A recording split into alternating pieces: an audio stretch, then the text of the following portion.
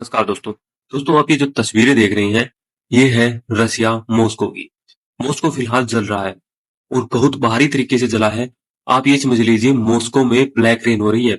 जिस प्रकार से कुछ दिनों पहले ईरान में ब्लैक रेन हो रही थी, वैसी ही ब्लैक रेन आज के समय में मॉस्को में हो रही है। और आप खुद सोचिए, आपको भी पता है और मुझे भी पता है कि पुतिन है, चुप बैठने वाला नहीं है, गुस्से से भरपूर है। जो रसिया का एयर डिफेंस सिस्टम है ना, वो तो बहुत बुरी तरीके से फेल हो चुका है। उनके जो एयर डिफेंस सिस्टम की मिसाइलें हैं, वही रसिया की रिफाइनरीज को तबाह कर रही हैं। पूरी वीडियो में आज की हम बात करेंगे कि हो क्या रहा है। देखिए, यूक्रेन की तरफ से काफी बड़ा अटैक है, रसिया के ऊपर है, वो किया गया है।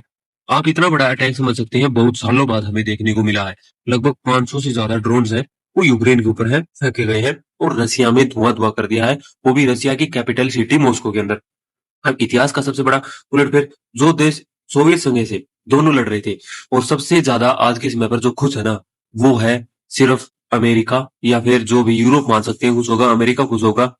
अमेरिका को ये पॉइंट मिल रहा है कि उसका जो सबसे बड़ा दुश्मन था, उसके साथ उसे लड़ना भी नहीं पड़ रहा, ना उसकी सेना को लड़ना पड़ रहा है। उसके हथियार जरूर लग रहे हैं, पर उसका दुश्मन है वो खुद बे खुद खत्म होता जा रहा है। और 500 से ज्यादा ड्रोन हमले एक ही सिटी के ऊपर हो जाने, और उसके अलावा जो उनके एयर डिफेंस सिस्टम है, वो भी काम ना करना, उनकी मिसाइलें भी रसिया को टच कर रही है।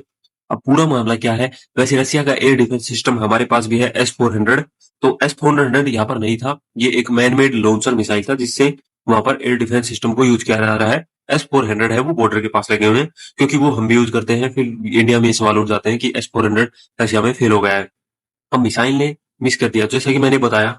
जो रसिया का man paid air defence system है, उसने जो मिसाइल दागी, जो भी ड्रोन आ रहे थे उसकी तरफ, तो ड्रोन है वो मिस हो गया, और उसके बाद वो मिसाइल घूम फिर कर बिल्कुल पकड़ ही नहीं पाई ड्रोन को।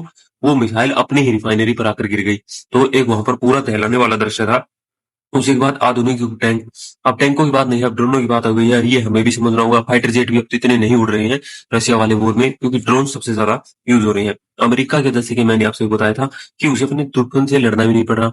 और वैसे सैंक्शन तो फिलहाल रशिया के ऊपर लगे हुए हैं।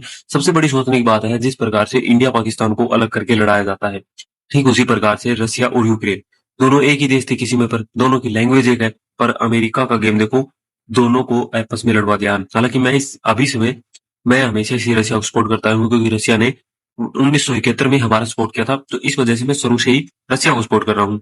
अभी रशिया में ईंधन की कमी आ रही है, और वैसे सोचने की बात है, रशिया में 20,000 प्रतिबंध लगाए हैं, और ये रिपोर्ट है वो कहाँ से आती है?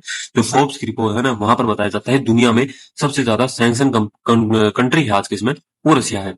इसी के अलावा विक्ट्री डे परेड, रशिया में 9 मई को विक्ट्री डे परेड होती है। वो इसलिए होती है क्योंकि 1945 में रेड आर्मी ने नाजी जर्मन को हरा दिया था, जिसका दाल हर साल 9 मई को मनाया जाता है। रेड स्क्वायर के ऊपर जो रशिया का मेन है, जहाँ पर पुतिन बैठते हैं, आप एक प्रकार से मान सकते हैं, वो विक्ट्री डे परेड नहीं हो रही, कहीं यूक्रेन के ड्रोन आकर परेड में ना गिर जाए और उनके जो कीमती हथियार हैं वो भी नष्ट कर दे। तो फिलहाल वो भी नहीं हो रहा है। तो सोचने की बात यह है, अमेरिका यहाँ पर सक्सेस होता हुआ दिखाई दे रहा है सभी को, क्योंकि बिना लड़े आपका दुश्मन खत्म हो जाए। जैसे पाकिस्तान और अफगानिस्तान की वो स्टार्ट हो जाए, पाकिस्तान अपनी बमबारी वहां पर यूज करना स्टार्ट कर दे, अपनी मिसाइल फाइटर जेट वहां पर यूज करे, तो असला तो कम होगा ना उसका। ठीक उसी प्रकार से वैसे ही आज के समय पे रशिया और अमेरिका है, क्योंकि अमेरिका बहुत खुश है, वहां पर जश्न मना रहे हैं। हम तो चाहते हैं कि युद्ध शांत हो जाए, हम न्यूट्रल क्यों है हमें पता नहीं है। रसिया का तो सपोर्ट कम से कम करना चाहिए। अब पुतिन को डर, प्रशासन को डर है, अगर दुनिया ने मिसाइल दिखाते हुए यूक्रेन ड्रोन आकर के गए, तो रूस वैश्विक बेइज्जती हो जाएगी। अब ये बेइज्जती तो हो चुकी है, और रशिया के पास अब संसाधन है वो कम हो रहे हैं, आप सभी को पता है। रसिया है न्यूक्लियर ऑप्शन ढूंढ सकता है इसी बीच, और बीच बीच में वो न्यूक्लियर स्ट्राइक है, जो न्यूक्लियर ट्रायल्स हैं वो भी कर रहे हैं फिलहाल। तो वो भी एक अलग बात है, जो युद्ध अभ्यास है न्यूक्लियर के, वो भी कर रहे हैं। अगर हमारे देश पे युद्ध हो जाता है तो न्यूक्लियर तो हम कैसे करेंगे, वो सब कर रहे हैं।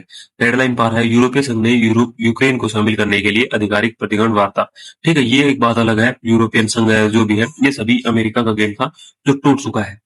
आप खुद सोच के देखिए, जो बंदे उस समय पर थे रशिया के पीएम, जो बिल्कुल ही प्रो सोवियत संघ थे, वो आज के समय में क्या सोच रहे होंगे कि ये क्या हो रहा है। पुतिन की हाइट है, जो परमाणु बम है ना वो यूज कर सकता है। अब ये बंदा बिल्कुल, इसके सिग्नल है वो नजर आ रहे हैं, क्योंकि रशिया के पास अब ऑप्शन ही क्या बचेगा। जनता इसे खुद कह देगी करो या मरो, क्योंकि फिलहाल ऑप्शन कम होते जा रहे हैं, सिस्टम है वो काम नहीं कर रहे हैं। तो ऐसे में इज्जत की ऊपर बात आ जाती है, और रशिया ने न्यूक्लियर बम यूज किया, तो आप समझ लीजिए फिर से एक बार न्यूक्लियर वॉर है वो स्टार्ट होती रहेगी हर जगह पर, क्योंकि कोई डरेगा नहीं। क्योंकि एक संधि थी कि भाई नहीं यूज करने हैं अमेरिका के फेंकने के बाद, अब फिर से कोई डरेगा नहीं, क्योंकि करो और मरो की बात हो जाएगी। पुतिन अपनी सत्ता को बचाने के लिए टेक्निकल न्यूक्लियर वेपन यूज करेंगे। सत्ता की बात अलग नहीं है, जनता ही कहेगी कि अब तो बेइज्जती की बात आ गई, करो या मरो, या तो फेंक दो या फिर हटा दो। अब निष्कर्ष आप समझ सकते हैं कि पुतिन को देने वाला है एक बढ़िया वाला जवाब, और यूक्रेन को इसके लिए तैयार रहना होगा। मेरा मानना है ये अटैक बहुत ही भयंकर होगा, समय लग जाएगा, लगभग 10 से 15 दिन लग जाए, पर शायद यूक्रेन इस अटैक को झेल नहीं पाए। अब की बार कुछ ऐसा जरूर होने वाला है, और मैं उस पूरी डिटेल्स को डेप्थ से फॉलो कर रहा हूँ। तब तक आप पेज से जुड़े रहिए, मिलते हैं हम आपसे एक नए वीडियो में।